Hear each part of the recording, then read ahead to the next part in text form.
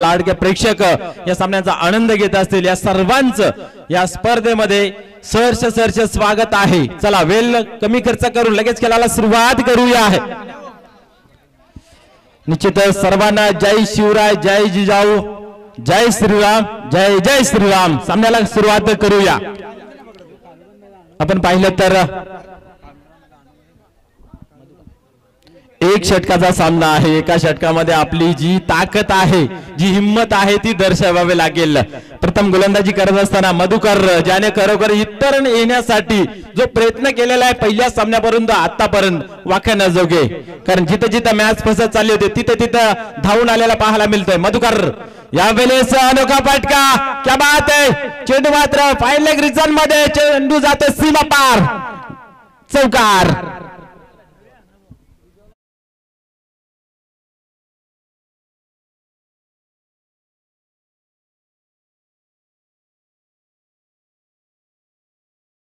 आणि इथं मात्र आपण जर पाहिलं तर आतापर्यंत आपल्या संघाला इथं तारून आणण्यासाठी नौक्याचं काम करणारा मधुकर पहिल्या चेंडूवरती चौकार खायला जातोय।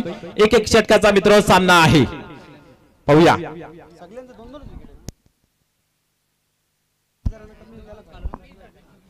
पाहूया गोलंदाज पुन्हा एकदा तयार होतोय गोलंदाजी मार्क वरती। या वेळेस पाहू शकता आपण ऑन साइडला खेळलेला आहे। इथं मात्र पाहू शकता आपण 2 धावा कंप्लीट केल्या। तिसऱ्याचा प्रयत्न होईल का? निश्चितच केला जात नाहीये। 2 धाब्याने स्कोअर कार्ड पुढे सरकते। 2 धाब्याने आपण जर पाहिलं तर धाव फलक जाऊन पोहोचते 6 या अंकावरती। जेमतेम 12 ते 13 धावा जरी धावफलकावरती जमा केल्या तरी एक फाईट स्कोर पाहायला मिळेल, कारण संध्याकाळचं सत्र आहे। संध्याकाळच्या सत्रामध्ये या 12-15 धावा थोड्याशा कठीण असतील। यावेळेस फ्लिक केलेला हलक्या हाताने खेळून काढलेला चेंडू डीप मध्ये जातो। एक धाव कंप्लीट केलेला आहे। दुसऱ्या धावीचा प्रयत्न, फेकी मात्र तशी हवी तशी झाली नाही। या 2 धाव कंप्लीट। हा ना तो मॅच चालू आहे। हे राम क्या हो रहा है मैदान के अंदर। इथं मात्र फेका फेकी, यस। इथं मात्र अजून एक धाव कंप्लीट केली जाते आणि या पाहता पाहता 4 धावा इथं मात्र कंप्लीट केलेल्या आहेत। थोडीशी घाई, थोडसा टेन्शन, थोडासा प्रेशर पाहायला मिळतोय।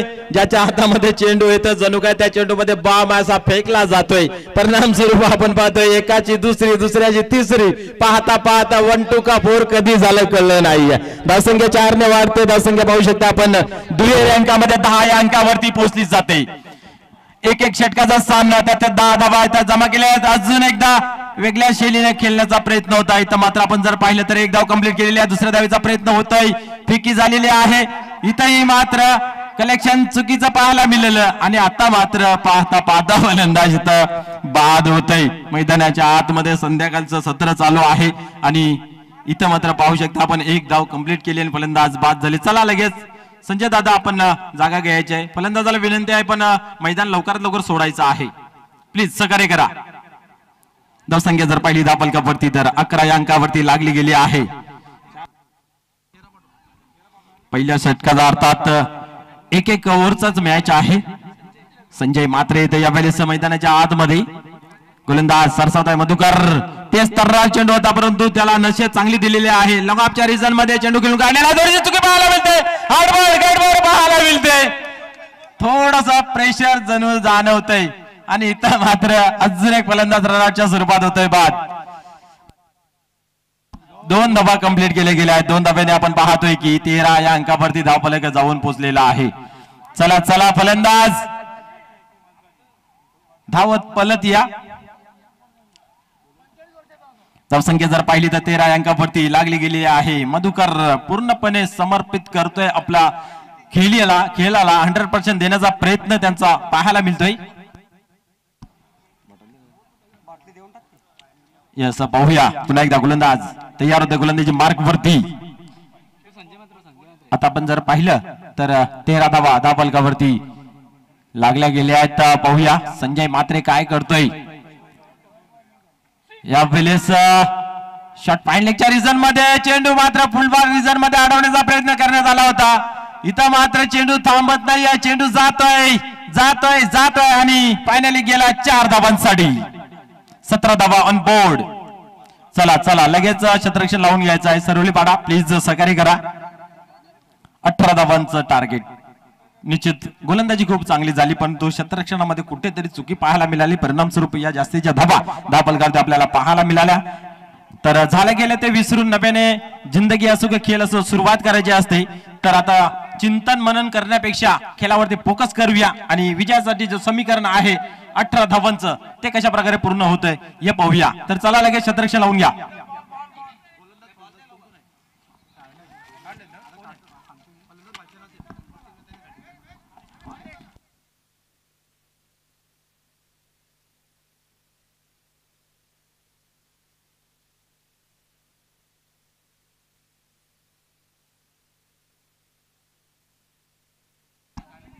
चला लगेच क्षेत्ररक्षण लावून घ्यायचं आहे.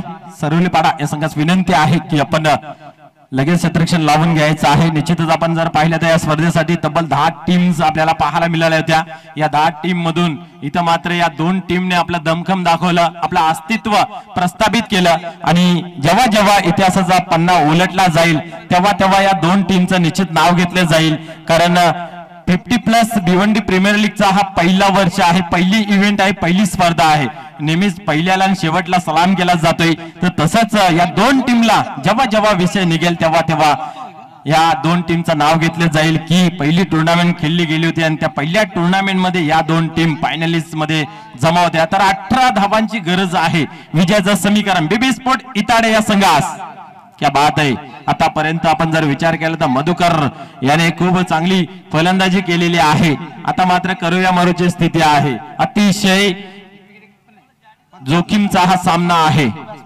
तर पाण्यासारखं राहील की या धावा कशा प्रकारे पूर्ण होतील की थांबल्या जातील.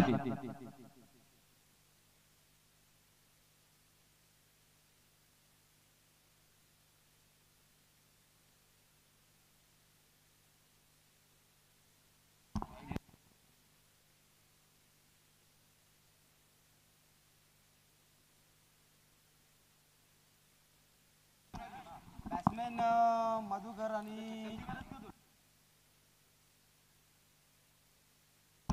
पाहण्यासारखं राहील 6 चेंडूंमध्ये 18 धावा कशा प्रकारे पूर्ण केल्या जातील. मागची मॅच जी पाहिली ना ती खरोखरच अंगावरती शहारे आणणारी मॅच होती. सेमीफायनल कशी असावी तर अशी असावी याचं प्रत्यक्ष रूप मैदानाच्या आतमध्ये आपल्याला पाहायला मिळालं. शेवटच्या चेंडूमध्ये 2 धावांची गरज असताना एक चांगलं कॉम्बिनेशन गोलंदाज आणि क्षेत्ररक्षणामध्ये पाहायला मिळालं आणि असं वाटलं होतं की जागृत मराठा राणाळ हा संघ विजयी होतोय आणि अशा परिस्थितीमध्ये विजय त्यांच्या खिच्यातून खिचून काढलेला पाहायला मिळाला बीबी स्पोर्ट इताडे या संघाने. तर पाहूया गोलंदाज टर्न होतोय गोलंदाजी मार्क वरती. पहिल्या चेंडूची फेकी करण्यासाठी मधुकर.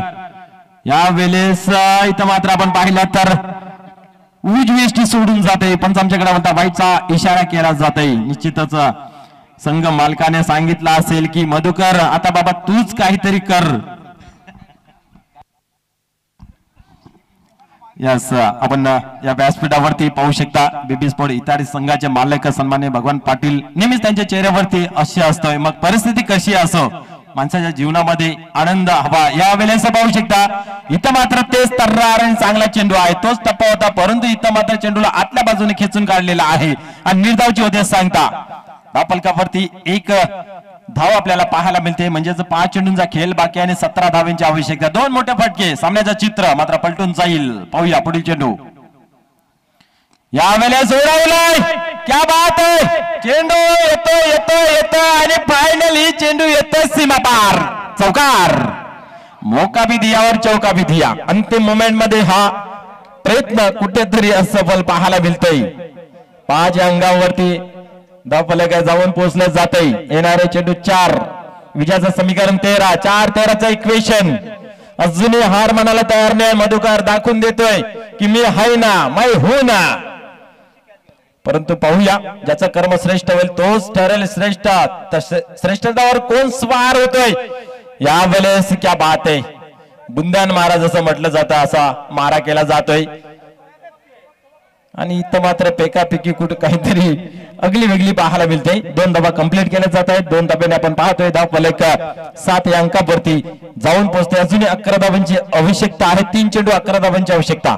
3-11 यास एक चेंडू जर इथं एक चांगल्या पद्धतीने हाताळला तर कुठेतरी बीबी स्पोर्ट इताडे संकटामध्ये सापडेल, परंतु एक इथं मात्र फटका आला तर अजून मॅचची सामन्याची रंगता वाढेल.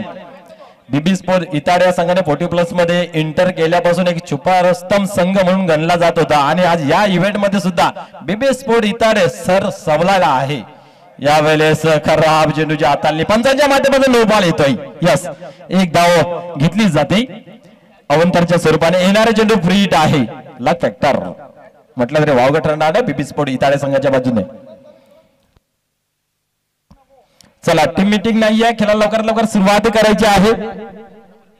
3 चेंडू आणि विजयाचं समीकरण 10 धावांचं. 3दा येणारे चेंडू फ्री हिट असेल तर चला घाई करायची आहे. मधुकर इथं मात्र दिवार बनून आहे विजयाच्या उंबरट्यावरती. खास करून आपण विचार केला जय भोलेनाथ सरवली पहाडा या संघासमोर. पाहूया जे काय करायचं आहे ते मधुकर तुलाच करायचं आहे. यावेळेस कमजोर फटका चेंडू हवेमध्ये आहे.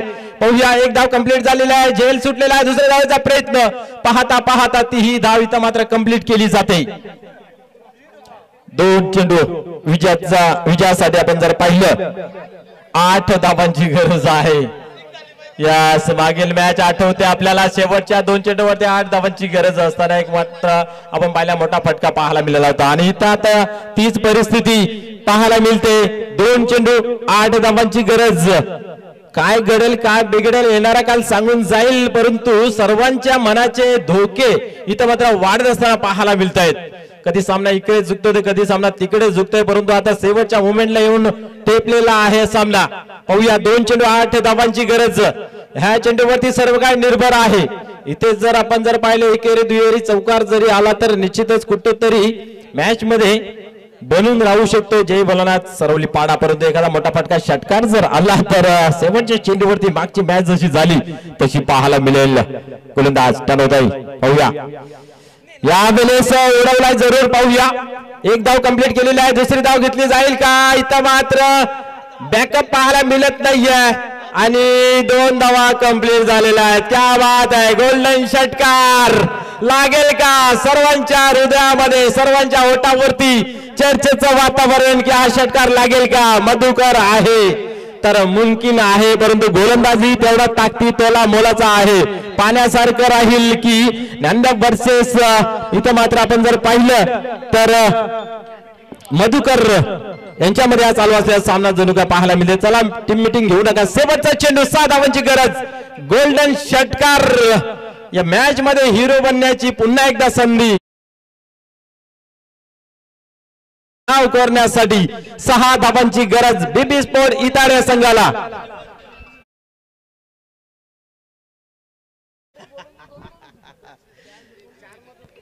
निश्चितच पाहिला गेलं तर 1 चेंडू 6 धावांची गरज आहे. बीबी स्पोर्ट इताडे संघ जीव मुठीत दळून आहे. दुसऱ्या बाजूला जे बोला सरवली पाडा 1 चेंडू 6 धावा. आणि सामना आवडला असेल तर पुन्हा एकदा या चेंडूसाठी जोरदार टाळ्या होऊन जाऊ द्यात.